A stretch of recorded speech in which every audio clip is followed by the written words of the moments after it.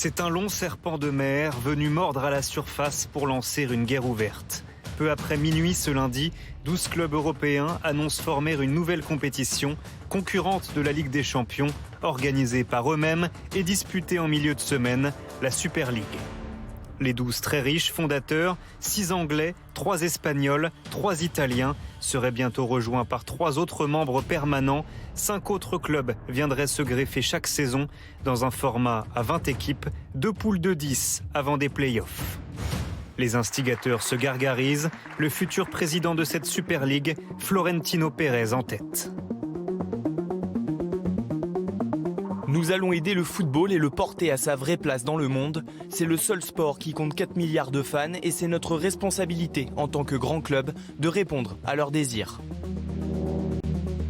La Super League ouvrira un nouveau chapitre pour le football européen, assurant une compétition de grande qualité et des revenus plus importants pour le football dans son ensemble.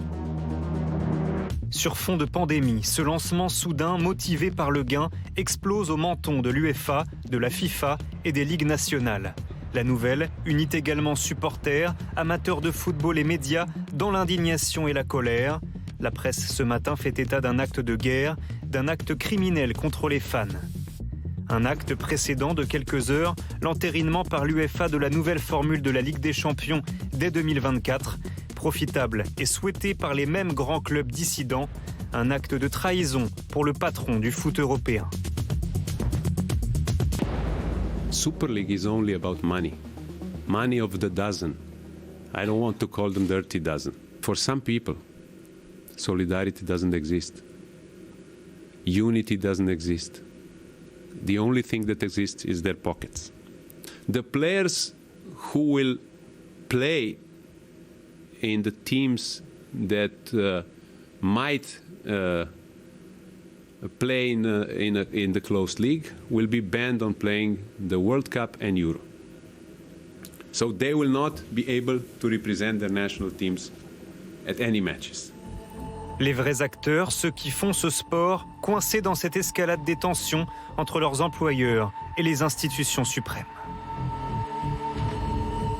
It's too early, I think, to judge it, and there are way too many opinions out there. And if I had one, I mean, let's be honest, I'm an employee of this club and I trust this club, and my job is very clear, so I'm maybe not the right person to ask this.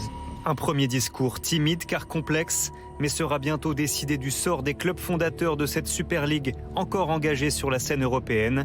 Leur exclusion est sur la table. Les stars du foot doivent peut-être faire leur révolution pour changer la donne.